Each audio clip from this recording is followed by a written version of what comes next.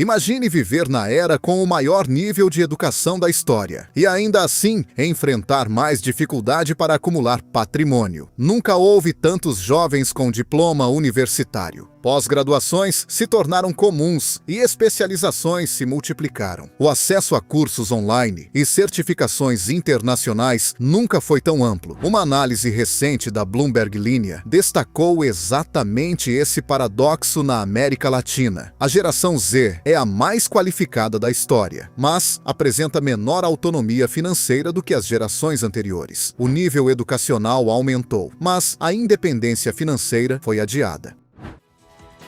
O sonho de conquistar a independência financeira vem sendo adiado. A tendência dos jovens hoje é estudar ao máximo e só entrar no mercado de trabalho por volta dos 30 anos. Nos Estados Unidos, um estudo do Federal Reserve, analisado pela Bloomberg, mostrou que millennials acumulavam menos riqueza, na mesma faixa etária, do que seus pais haviam acumulado décadas antes. A geração que fala 2 idiomas, domina tecnologia, entende de mercado global, mas demora mais para sair da casa dos pais. É a geração com mais diplomas na parede e menos patrimônio no nome. A busca por qualificação profissional antes de ingressar no mercado de trabalho é um dos motivos que levam os filhos a retardarem a saída da casa dos pais. Isso acontece principalmente entre os jovens na faixa etária de 25 a 34 anos. É o que os especialistas chamam de geração canguru. O sonho da casa própria foi adiado. A estabilidade virou exceção. O emprego para a vida toda praticamente desapareceu. E surge uma pergunta desconfortável: como pode a geração mais qualificada da história enfrentar maior dificuldade para acumular riqueza? Estudamos mais, mas acumulamos menos. Como isso aconteceu?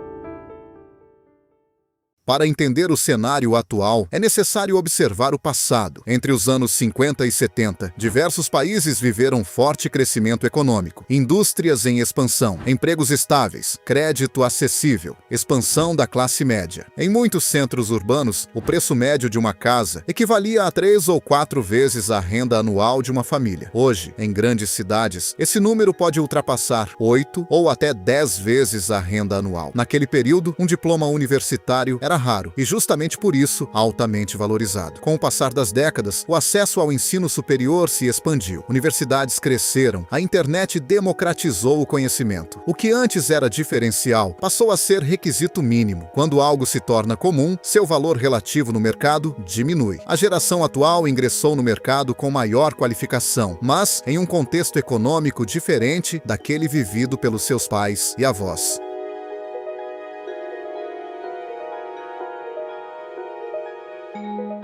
Um dos fatores centrais é a chamada inflação de credenciais. Quando mais pessoas possuem diploma, o diploma deixa de diferenciar e passa a ser exigência básica. Vagas que antes exigiam ensino médio, hoje pedem graduação. Cargos que antes exigiam graduação, agora pedem pós-graduação. O nível de exigência sobe, porém, o salário nem sempre acompanha. Uma análise publicada pelo Infomoney mostra que a narrativa de que millennials são automaticamente mais pobres que seus pais simplifica demais o problema. A formação de patrimônio ficou mais lenta e mais difícil no início da vida adulta, especialmente diante do aumento do custo de moradia e da menor previsibilidade no mercado de trabalho. Além disso, o custo de vida cresceu de forma acelerada e os preços dos imóveis subiram acima da média dos salários. A educação privada passou a representar um custo muito alto da renda, sem falar sobre os gastos com saúde e transporte que ocupam parcelas cada vez maiores da renda.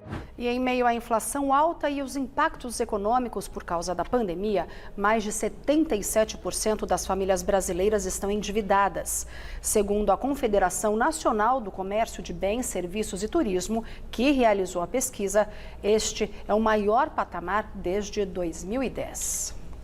A transformação no mercado de trabalho também alterou a dinâmica. Empregos fixos deram lugar a contratos temporários. Modelos PJ, trabalho sob demanda, mais flexibilidade e menos previsibilidade. A BBC destacou que a digitalização e a automação elevaram a produtividade econômica nas últimas décadas. Mas isso não garantiu o crescimento proporcional dos salários reais. A produção aumentou, a tecnologia acelerou processos, mas a renda gerada por essa eficiência não se expandiu na mesma proporção. Ao mesmo tempo, surgiu um novo fator: uma competição global cada vez mais intensa. Hoje, um profissional não disputa espaço apenas com quem mora na mesma cidade. Ele concorre com pessoas de outros estados e até de outros países. O mercado ficou mais amplo e muito mais exigente. O resultado? Uma saída mais tardia da casa dos pais, ou tempo maior para formar patrimônio e, em muitos casos, um nível mais alto de endividamento.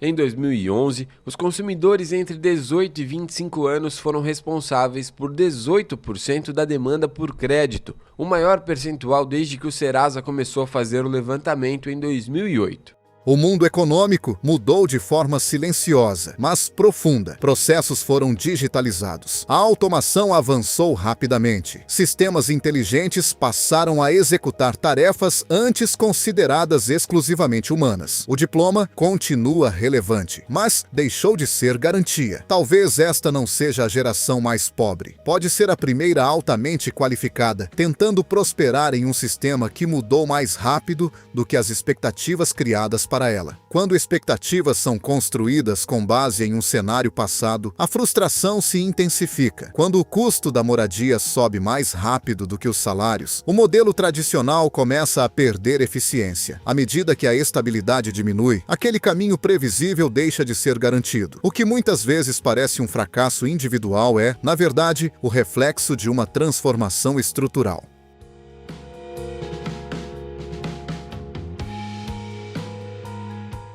A geração mais qualificada da história não fracassou. Ela está inserida em um jogo diferente, onde as regras ficaram mais complexas. A concorrência deixou de ser local e passou a ser global. As exigências aumentaram, a previsibilidade diminuiu e os custos subiram. O desafio deixou de ser apenas estudar. É aprender a criar valor em um ambiente econômico mais instável e competitivo. Qualificação continua sendo ferramenta, mas não é garantia automática de prosperidade. A questão central deixa de ser por que o resultado não é o mesmo de antes e passa a ser como prosperar em um modelo que mudou. Essa pode não ser a geração mais pobre, mas é, possivelmente, a primeira geração altamente preparada, enfrentando um sistema estruturalmente mais competitivo. Transições geram desconforto, mas também redefinem padrões. Se esse vídeo trouxe clareza sobre esse paradoxo, inscreva-se no Plano Paralelo. Nos vemos no próximo vídeo.